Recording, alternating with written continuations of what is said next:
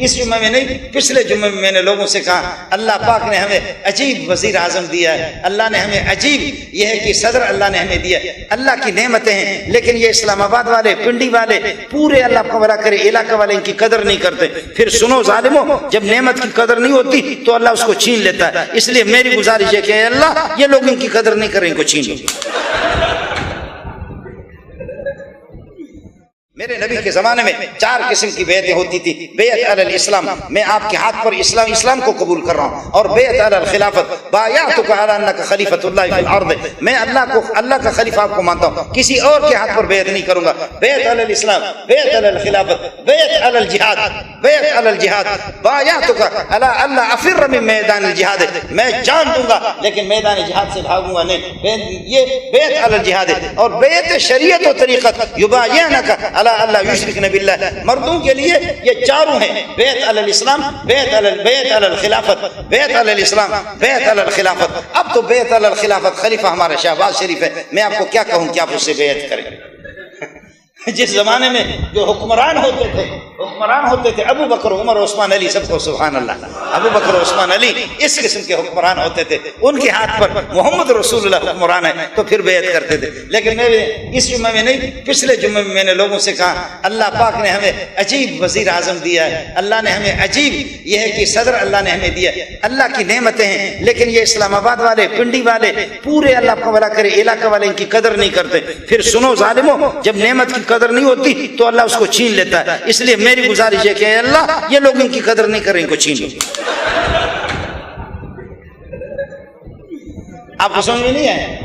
میں اپنی عادت سے ذرا مجبور ہوں، میں ذرا اپنی عادت سے کیا ہوں، عادت سے اپنے مجبور ہوں، تو اس لیے میں کہتا ہوں کہ کبھی کبھی لوگوں کو کہ بھائی نعمت کی قدر ہوتی ہے، لئن شکرتم لازیدنکم، نعمتوں کی قدر دانی کرو گے بڑھا دوں گا، ولئن کفرتم لانقصنکم، اور اگر نعمت کی ناقدری کرو گے تو گھٹا دوں گا، ان عذابی لشدید، میری گرفت بہت سخت ہے، میری گرفت بہت سخت ہے، لئن شکرتم لازیدنکم۔ تو اس قسم کی نعمتیں اللہ نے ہمیں دی ہے لیکن لوگ ان کی قدر نہیں کر رہے۔ جب نعمت کی قدر نہیں ہوتی تو پھر نعمت کیا ہوتی ہے؟ نعمت چھن جاتی ہے۔ تو اس لیے میں کہتا ہوں کہ یا اللہ ان عظیم نعمتوں کی یہ لوگ قدر نہیں کر رہے، ان کو چھین لے،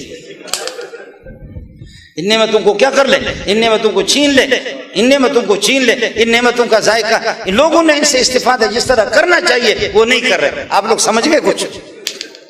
آپ اس کی کچھ سمجھے نہیں سمجھے؟ جی نہیں، کچھ بھی نہیں ہوگا۔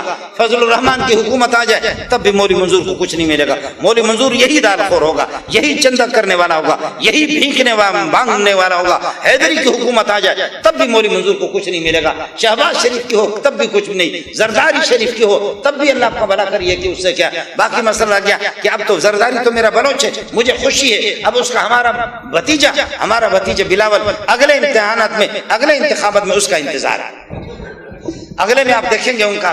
اس لیے میرے بھائیوں ساتھی اس قسم کے اپناؤ جو آپ کو قبر میں بھی کام آ جائے، ایسے ساتھی جو قبر میں آپ کو کام آ جائے، حشر میں، پل صراط میں، محمد کی رفاقت میں، محمد کی مجلس میں آپ کو پہنچا دے۔ وہ قرآن ہے، اس کو سینے سے لگا، وہ قرآن ہے، وہ قرآن ہے۔ بسم اللہ با آتا ٹچ کرنے کے لیے، بسم اللہ با، ہمارے مولوی لوگ اس کو کہتے ہیں الباء للساق، با ٹچ کے لیے آتا ہے، تو الگ الگ چیزوں کو با جوڑ دیتا ہے۔ اس قرآن کو پکڑو آپ کو اللہ کے ساتھ جوڑے گا، اس قرآن کو پکڑو محمد کے ساتھ جوڑے گا، اس قرآن کو پکڑو جنت کے ساتھ آپ کو جوڑے گا۔